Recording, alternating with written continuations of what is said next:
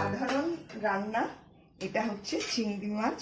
কাঁচা চিংড়ি মাছকে সমস্ত মশলা দিয়ে মেখে শুধু ভাপে বসিয়ে দেয়। এটা খুবই চেনা পরিচিত রান্না, এটা সবার বাড়িতেই হয়ে থাকে। এটা বানাবার জন্য প্রথমে আমাকে 1 চামচ নারকোল বাটা দিয়ে দিতে হবে। নারকোল বাটাটা দিয়ে দিলাম। এইবারে এতে দেব একটু শুকনো লঙ্কা বাটা, আর দেব 1/2 চামচ সর্ষে বাটা, আর 1/2 চামচ পোস্ত বাটা, আর দেব নুন স্বাদ মতো দিয়ে দেবো এতে নুন। ঝালটা আপনারা যে যেরকম খাবেন সেই মতো দেবেন। আর দিয়ে দেবো 3টে চেরা কাঁচা লঙ্কা, আর দিয়ে দেব কাঁচা তেল।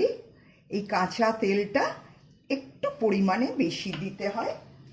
এবারে এটাকে আমি ভালোভাবে মাখিয়ে নেব।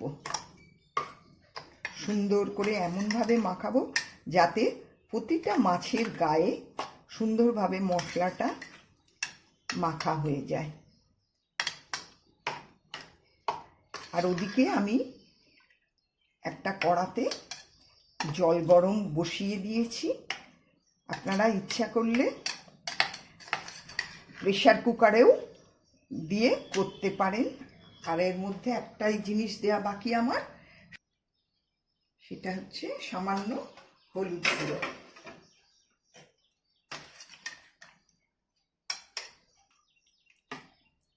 যেহেতু নারকোল দেয়া হয় সেহেতু একটু তেলটা বেশি না দিলে নারকোলটা টেনে নেয় তেলটাকে।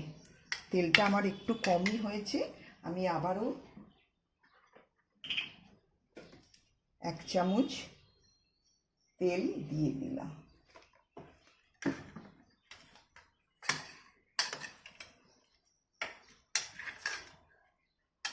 এখানে জল দেবার কোনো প্রয়োজন নেই।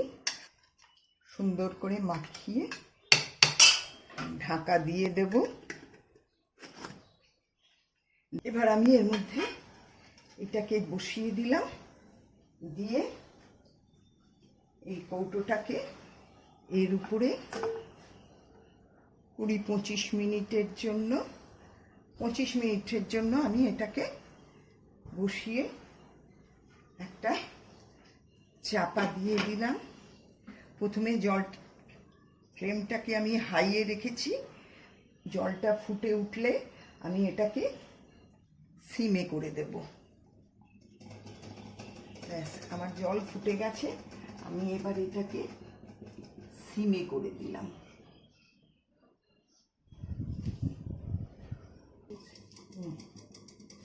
আমি 25 মিনিট পর ফিরে এলাম। আমার ভাপে একদম কমপ্লিট। এবারে আমি এটাকে অফ করে দিলাম। ঠান্ডা হলে খুলে দেখাবো। আমার ভাপে একদম রেডি, একদম সুন্দর ভাপে হয়ে গেছে।